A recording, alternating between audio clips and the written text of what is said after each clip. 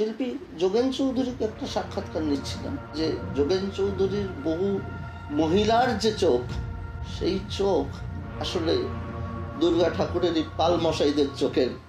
এখান থেকে উনি ফিরে যাচ্ছেন। এরপর দেশভাগের পরে উদ্বাস্তু কলোনিতে বসবাস, ছবিতে আলো আস্তে আস্তে চলে যাচ্ছে, সাদা কালোয় ফিরছেন। আমার প্রশ্নটা ছিল, এত সাদা কালোর কাছে কেন ফিরে যান?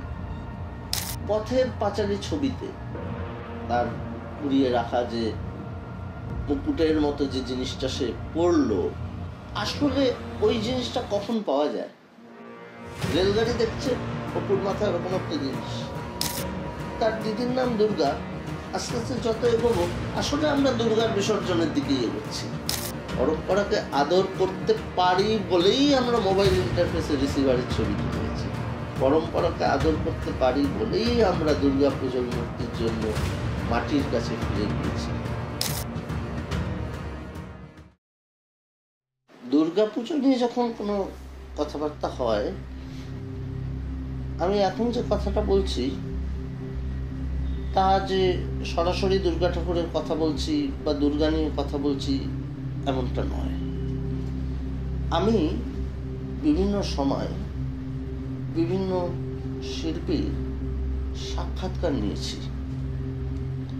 সেই সাক্ষাৎকার নিতে গিয়ে বারবার দেখেছি যে শিল্পীরা বলছেন যে আমাদের শিল্প গড়বার অন্যতম পীঠস্থান হচ্ছে পালপাড়া। সেটা রামকিঙ্করের ক্ষেত্রেও দেখেছি। শিল্পী যোগেন চৌধুরীকে একটা সাক্ষাৎকার নিচ্ছিলাম। তিনি বলছেন যে ওই দুর্গাপুজোর সময় নারকলের মালায় পালমশাইরা যে রং গুলতেন, সেই যে রংটুকু থেকে যেত, পরে তিনি সেই রং ব্যবহার করে ছবি আঁকার একটা অনুপ্রেরণা পেতেন। এবং ওনার হয়তো এমনও মনে হয়েছে, এমন উনি বলছেন যে ওই যে পালমশাই দুর্গা প্রতিমা গড়ছেন, সেই গড়ন, গঠন, চোখের টান ইত্যাদি কিন্তু আমার ছবিতেও কোনো না কোনোভাবে হয়তো রিফ্লেক্টেড হয়। যে কারণে হয়তো আমি একেবারে হুবহু ছবি ধরে বলছি না, কিন্তু একথা ঠিক যে যোগেন চৌধুরীর বহু মহিলার যে চোখ, সেই চোখ আসলে দুর্গা ঠাকুরেরই পাল মশাইদের চোখের একটা সম্প্রসারণ। সেখান থেকেই আসা একটা চেহারার অন্যতম একটা শ্রেষ্ঠ রূপায়ণ আরেকজন শিল্পীর হাতে। এবং তিনি ওই কথাটা বলেছিলেন, একেবারে আমাকে দেওয়া সাক্ষাৎকারেই বলেছিলেন, সানন্দাতে ছাপা হয়েছিল, যে ওই যাত্রাপালায় যারা যাত্রা করতে আসতেন, তাদের গায়ের পোশাক থেকে যেসব রঙিন চুমকি টুমকি গুলো ঝরে ঝরে পড়তো, পরের দিন ওই যাত্রা মঞ্চেই ঘোরাফেরা করলে চুমকি টুমকি গুলো কুড়িয়ে আনা যেত।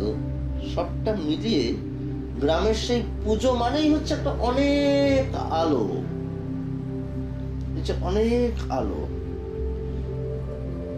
এখান থেকে উনি ফিরে যাচ্ছেন। এরপর দেশভাগের পরে উদ্বাস্তু কলোনিতে বসবাস, হ্যারিকেনের আলো, কুপির আলো, কাঁচগুলোতে আলোর শীষ পড়ে পড়ে কালো হয়ে যাচ্ছে,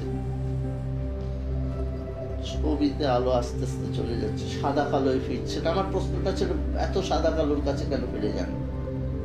সাদা কালোয় চলে যাচ্ছেন। একদম কোট বলছি, যেটা সানন্দায় ছাপা হয়েছিল, ঘর ছাড়ার বেদনা মন থেকে রং মুছে দিয়েছে।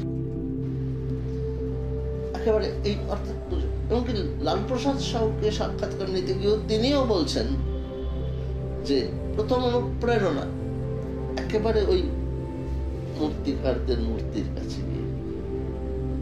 এটা কিন্তু অনেকে বারবার বলছেন। মনোজ দত্তকে প্রশ্ন করেছি, মনোজ দত্ত বলেছেন কুমোরপাড়ার কথা। অর্থাৎ দুর্গা মূর্তি, কুমোরপাড়ার সেই মূর্তি, পালমশাইদের মূর্তি। কিন্তু দেখা যাচ্ছে যে বহু কন্টেম্পোরারি আর্টিস্ট, তাদের কিন্তু একটা ভীষণ রকম একটা অনুপ্রেরণার জায়গা।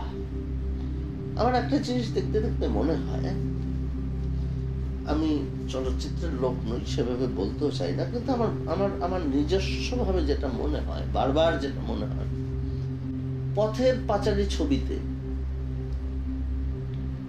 অপু যে যাত্রা পালার তার কুড়িয়ে রাখা যে মুকুটের মতো যে জিনিসটা সে পড়লো, আসলে ওই জিনিসটা কখন পাওয়া যায়? দশমীতে যাত্রা শেষ হলো তখন পাওয়া যায়, নতুবা একেবারে ঠাকুর বিসর্জনের সময় ওইসব সোলার মুকুট টুকুটগুলো খুলে রাখা হয়, বা তখন বাচ্চারা ঘোড়ায় গুড়িয়ে পড়ে। তার মানে ওটা কিন্তু আসলে ইঙ্গিত করছে দশমীকে অথবা বিসর্জনকে। রেলগাড়ি দেখছে, অপুর মাথায় ওরকম একটা জিনিস।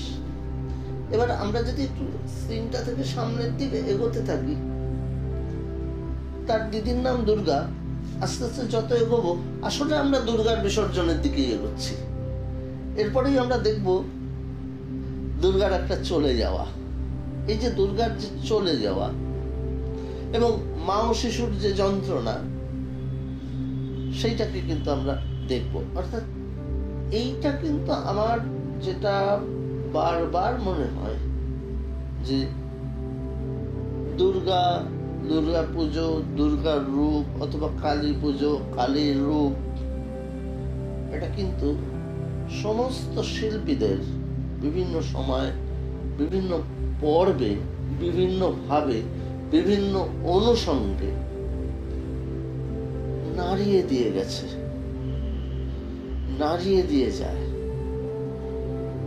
এই যে নাড়া দেওয়াটা এবং একেবারে এই যে নাড়িয়ে দিয়ে যাওয়াটা, এই ঝাঁকুনিটা কারা দিলেন?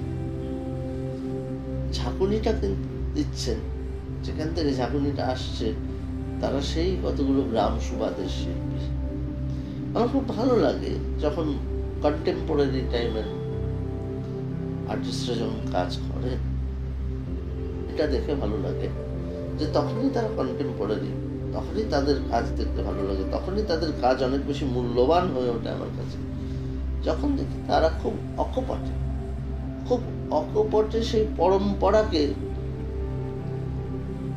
নতমস্তকে প্রণাম করেন, পরম্পরাকে ভয় পান না, পরম্পরাকে আনন্দের সঙ্গে ভাঙতে চেষ্টা করেন, ভাঙেন কিন্তু পরম্পরাকে নষ্ট করেন না। যদি পরম্পরাকে নষ্ট করতেন তাহলে কিন্তু আজকের যে সমকালের পুজো, সেই সমকালের পুজোর মূর্তি কিন্তু মাটি দিয়ে হতো না, তাহলে অন্য কোনো মিডিয়ামে যেত। এই যে মাটি দিয়ে মূর্তি হচ্ছে, এই যে বারবার, সেইখানে কোথাও একটা পরম্পরার কাছে হাত পাতার একটা ঘটনা কিন্তু আমাদের দেখতেই পাই। তাই আমার খুব ভালো লাগে পুজো মাঠে যে সমস্ত শিল্পীরা কাজ করছে, এরা প্রত্যেকেই গুণী মানুষ। সেই গুণী শিল্পীরা এখন কত সুন্দরভাবে পরম্পরাকে গ্রহণ করছে, অথচ কত সুন্দরভাবে পরম্পরাকে শিকড়ের সন্ধান হিসেবে ধরে রেখে আধুনিকতার কাছে ফিরে আসছেন। এই ভালো লাগাটা দরকার। কোথাও কিন্তু আমরা যদি পরম্পরা থেকে সরে আসি, বা অতীত থেকে সরে আসি, বা অতীতের রেফারেন্স থেকে সরে আসি, সেটা কিন্তু উত্তর আধুনিকতাকে আসলে তুলে ধরে না। শিল্পীদের মনের অভ্যন্তরে লালিত হওয়া কতগুলো শিল্পের স্বপ্ন, যে স্বপ্ন শুধু যারা মাঠে পুজো করছেন তাদের জন্য নয়, যারা মাঠে পুজো করেননি কোনোদিন, তাদের জন্য সেই স্বপ্নটা বারে বারেই সত্যি। নমস্কার।